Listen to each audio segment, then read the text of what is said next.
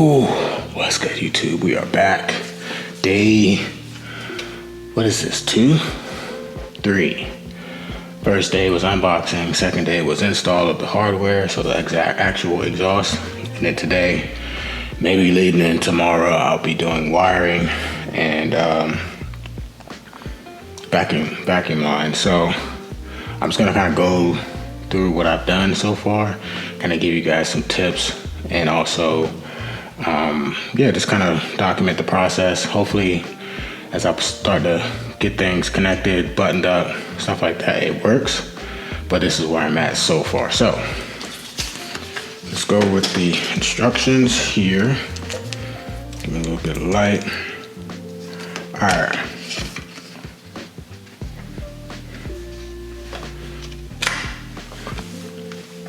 Here are the instructions, and this is the diagram that I'm using because it's the vacuum one. This one is electronic, so if it was an electronic plug, you use this one. This one is for vacuum. So, I know it's a lot to take in, so let's run through it here. All right, so first things first is you want to run your vacuum lines from that muffler up. So they go up and they meet somewhere in here. So that's the first thing you want to do. And that is what you see here. This is the vacuum lines leading from the driver's side to the passenger side, going into this T connection here, and they supplied plenty of these. So from there, now you got that closed loop, and then from there it goes into the solenoid controller here. They also sent me the metal one, which is better for high heat, exotic cars, stuff like that. So this one should work better sitting in the rear deck and shouldn't be any issue. So that's that vacuum line going there, and then you have another one coming out from in between that goes into the air tank. And then this line, I fed it back, because this line here goes to this little valve, and then it tees off from the actual engine vacuum right here. All right, so where this plugs in at, I don't know if you remember when you unplug your intake, or when you take your intake box off, there is another vacuum line that the engine vacuum gets plugged into. So that's what I did here. So this will plug into the intake, and in theory that should create a closed vacuum altogether. So yeah, they gave you plenty of vacuum lines. I had some extra. I got a bunch here from just being cut up and stuff like that. So I just try to run it as tight as possible to get it off of the exhaust, off the hotter parts of the exhaust, and just try to tuck as much stuff back and out the way as possible. So I will, just kind of see if I can get this thing to sit on the floor. All right, yeah, something like that. So that's that back there. Now you have to run the electronic wire. So the biggest issue that I had, or what you will have, is running any type of wiring from the engine bay to inside the cabin. The best way that I did was, if you look way back there, see my light shining? There's a grommet right past this little wire harness. So you go past this little, see if I can get my camera in there better. So this little wire harness here, you follow that back, and there's a grommet right back there. So what I did, I pushed it in. I pushed it in, and where does it come out at? Let me show you. This is like the best way, because the other one is behind this coolant tank. So the grommet comes out. So again, this part would be so much easier if I didn't have a roll cage, but I literally was able to figure it out, stick my hands in there, and I'll show you what I did. So I'm in my jungle gym now. So take the Bose speaker out, pull that, pull up, pull this out. This pops out, and I just kind of like got it from underneath, from the trim here. Got all of that separated, and then you're able to stick your hand back here to see where that hole is. So once I got that done, I literally just pushed the, I zip tied the wire that needed to come through, and I pulled it out, pulled it as much as, like all of it pretty much. And what I did while I had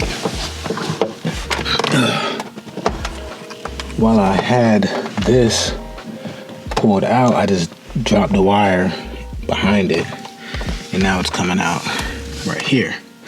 So now I got plenty of wire here, and I just need to get it to the glove box. So I'm just gonna tuck it into the trim, get it, pull that here, and then that way I can just route it through and get it into the other cable that has to come through.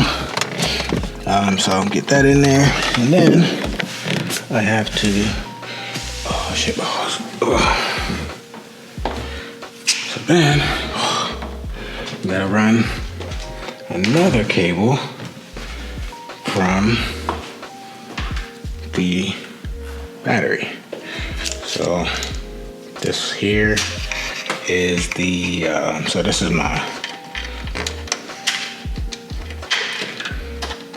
the one for the exhaust valve. This is the ground. So I'll probably ground that there. Plug in what I need to plug in, and then route that through the firewall here, which I think there is one. I think it's back here, back behind the battery, so I might pull that first and see. And again, it's just gonna go right underneath the dash and come out in the glove box. And again, in theory, that should tighten everything up.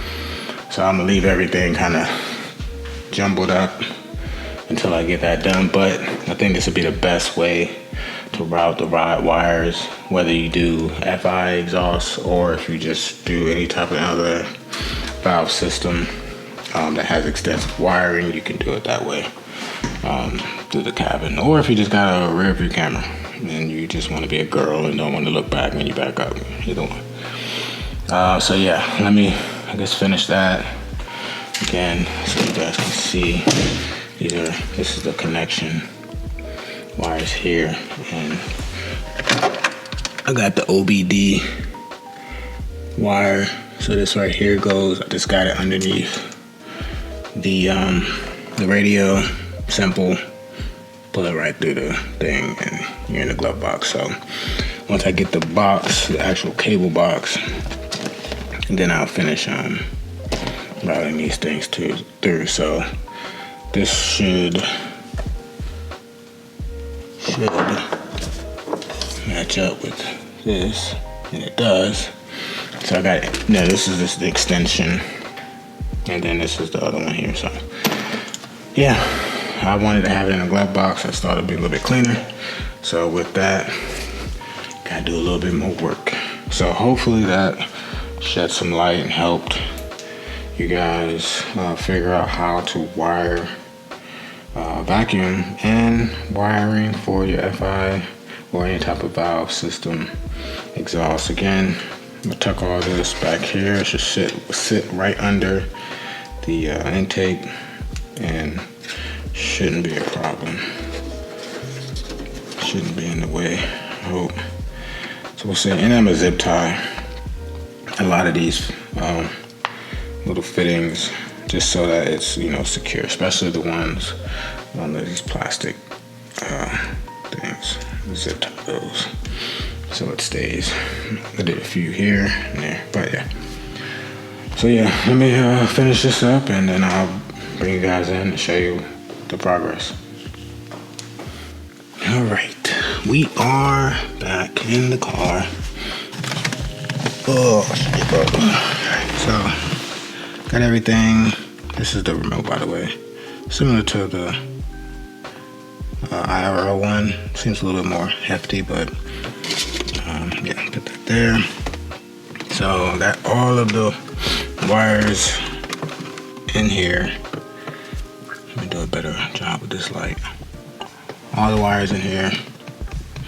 Everything's kind of tucked to the side. So what I did with the power wire, instead of, I didn't even run it through the firewall.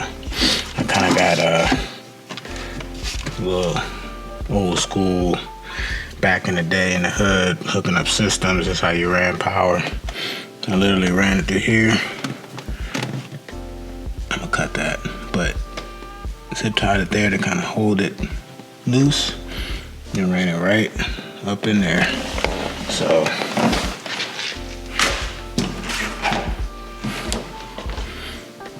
as you go, and the wire is actually in here. This is for my headlights. That wire is for my headlights. But yeah, it's ran right through here. Comes out here. I got it grounded right there. And I already checked, I got power, everything turns on, which is great. So yeah, that's all set there. So now, what I'm going to do is, I'm gonna button up this in the back, and yeah, try to see if I can get this car started today. Check for exhaust leaks and all that fun stuff. So yeah, let me go ahead and do that, and then I'll bring you guys in for the start. And I had to put the intake back on.